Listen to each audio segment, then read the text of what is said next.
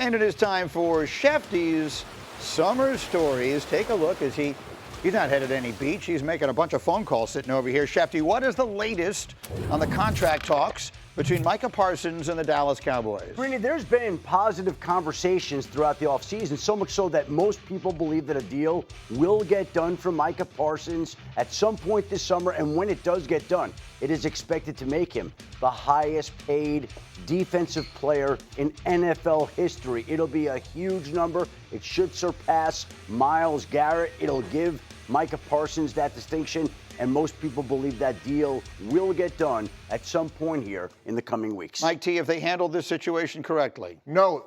By waiting, again, they cost themselves a lot of money. If we went back a year ago, Nick Bosa, the highest paid pass rusher at $34 million. They could have been at 35, 36.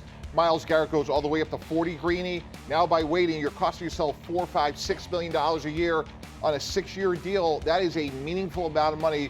Going to cost you another starter. We've seen this time and time again, be it with CeeDee Lamb, Dak Prescott. They want to wait, and by waiting, it just gets more expensive. Yeah, and they continue to behave as though they think the price tag on great players is going to go down, and it never does. So, Domonique Foxworth, I've been asking this question about a lot of teams this week, and I'll ask it here about the Dallas Cowboys. In your opinion, what would constitute a successful season for Dallas this year? I think it's the NFC Championship game at least. I know that seems like lofty expectations for a team that only won 7 games last year, but you have to remember that Dak Prescott was injured for almost half of the season, and the defense kind of fell apart with the addition of Eberflus as the defensive coordinator.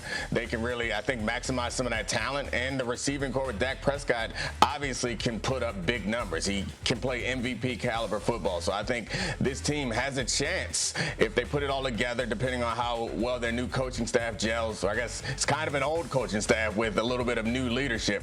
We'll see how good this team does, but I do think the expectations remain high in Dallas. Schefty, what is your sense of the vibes now with Brian Schottenheimer moving in as their head coach? Look, I think when teams make a head coaching change, there's new blood and new energy in the building, but that really does seem to be the case. When you listen to the players and the people around the organization talk about the effect that Brian Schottenheimer has had so far on this team, they feel like it's a whole new environment, a whole new attitude, a whole new atmosphere.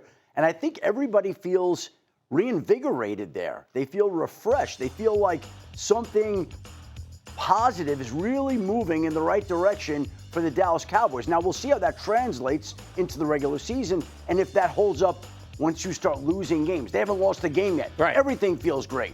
But there does seem to be this positive energy emanating from the organization right now. You know, Greedy, one underrated aspect of this is all the players are getting back from IR. Dak Prescott, DeMarvion Overshown, Trayvon Diggs. Those are 3 really good players. Obviously, starting with your franchise quarterback. If they come back and play 17 games, that's a big difference. All right, so they start their training camp in 25 days. Schefty says their vibes are high. Let's go to the other end of the spectrum. Defensive end Trey Hendrickson looking to get paid in Cincinnati, and vibes there feel sort of low. What is the latest on that situation? This is really troubling, I think, because these two sides have been at this for so long. And yes, they're talking, but they're not making any progress. They cannot even agree on the length of the deal right now. Forget about the numbers. And as training camp gets closer and closer, Trey Hendrickson's going to have a significant decision to make, and that'll be, does he show up to training camp? Does he show up to training camp and hold in? Or does he simply bypass training camp altogether the way he did with the mandatory minicamp? Now, if you skip training camp, there are fines in the collective bargaining agreement. He will be fined $50,000 a day. But I know our friend Mike Tannenbaum at the table knows how this works. If and when the two sides ever could reach a contract agreement, then they would just add in more money and say, here's the money to cover the $50,000 a day, because Mike is very quick to pick up bills at the Roscoe Diner and overpaid, unpaid mandatory fines. You do it in a lovingly way, like when your kids ask you for more money. Sure, absolutely, no problem. But this is another, all kidding aside, because, I mean, that part of it is maybe he'll hold out, maybe he'll hold in one way or another.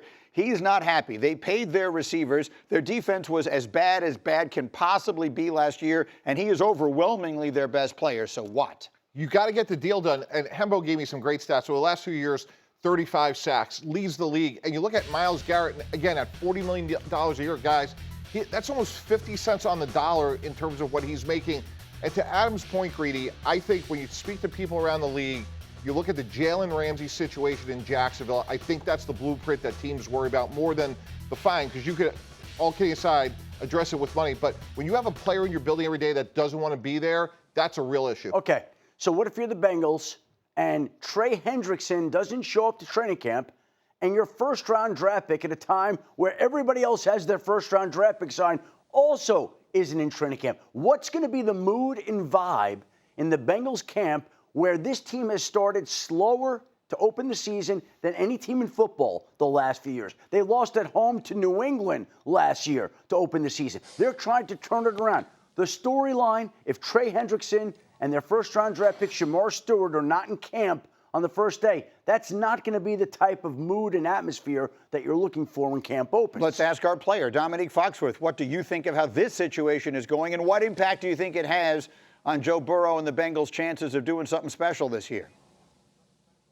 I mean, I tend to think that distractions and that sort of stuff is overplayed, but in this particular instance, with the Bengals' history and with the way that they sign these receivers, it feels like that could be a place where this type of distraction could become a problem. And I do think that they are a team that believes they're in their Super Bowl window. That's why they paid both their receivers. That's why they paid their quarterback, and their best defensive player at a premier position is not getting paid. It doesn't seem like they're taking this seriously and quibbling with their rookie draft pick over a kind of nonsense clause in his contract. Seems like a team that's not serious about winning a championship, which I think the players recognize, and especially a player like Joe Burrow, who was very active in talking about the roster decisions that they should make.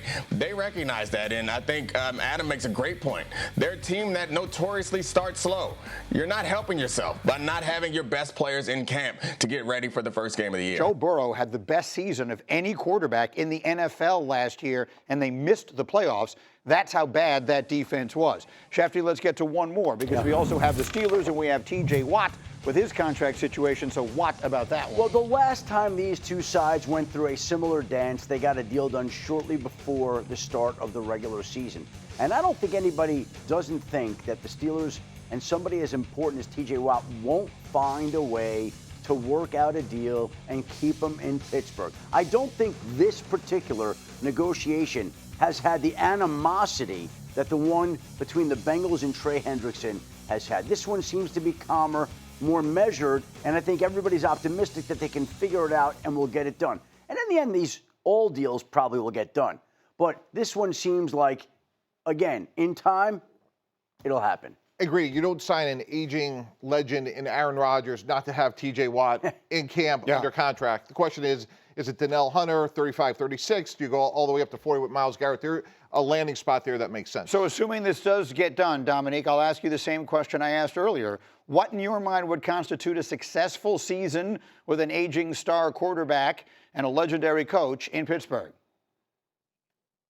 I think for Aaron Rodgers, it's to prove that he can be a positive impact on a team again, which I think is not that difficult. But the Steelers have a different level of expectations because they've been in this kind of slightly above 500, maybe make the playoffs and lose in the first round treadmill. I think that this team and this quarterback needs to get to the divisional round at least. They need to win a wild card round or potentially win that division. I think that's the expectations for that team and that fan base, considering Aaron Rodgers' age and the track record that Tomlin and his Steelers team has had. He was talking about he wants to finish his career with peace and love and whatever the other... Anonymity. What's that? Anonymity.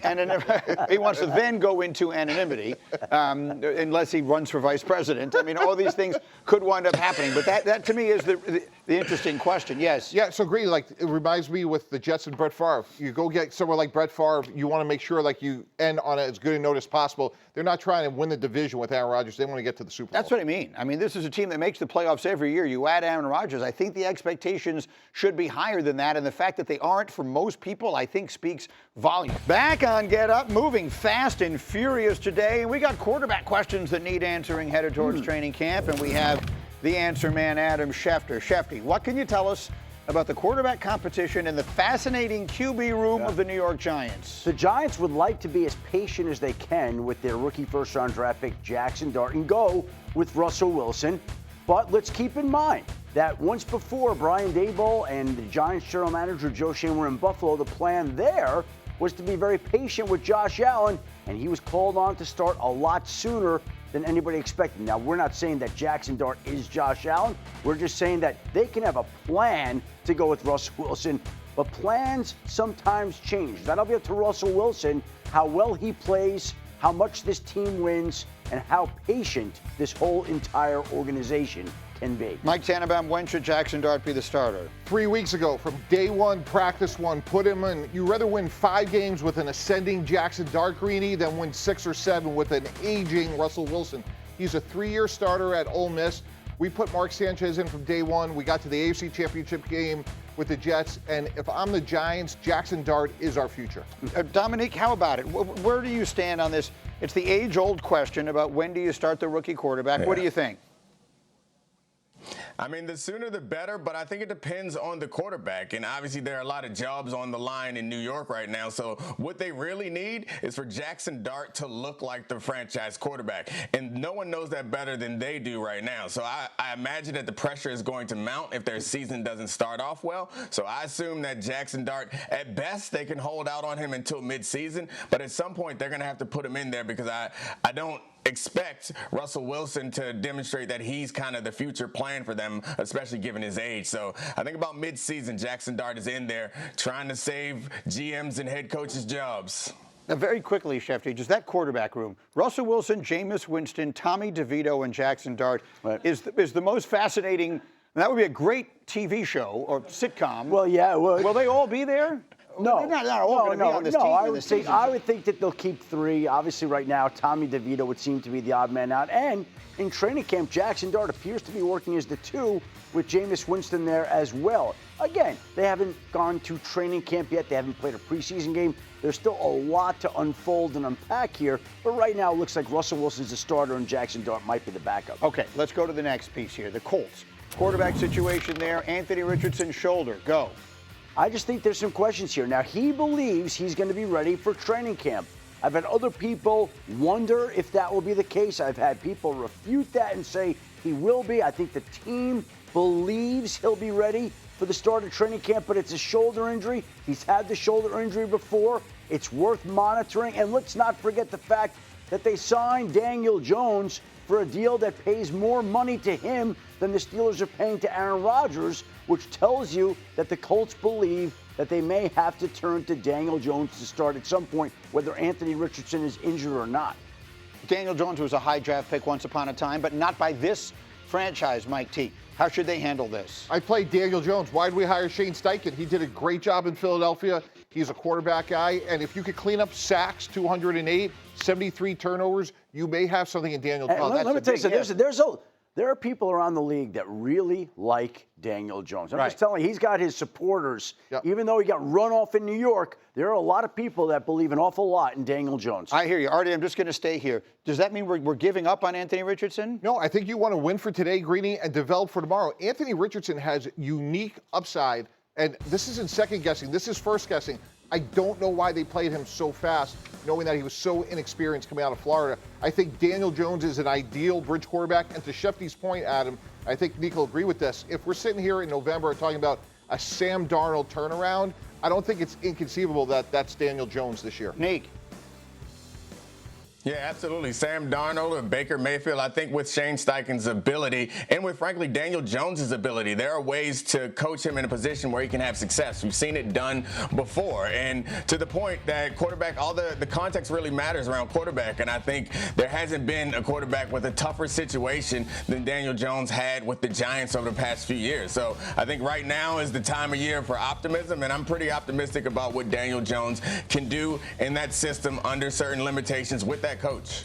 Okay, so we're going to leave the football here or the NFL portion of the conversation.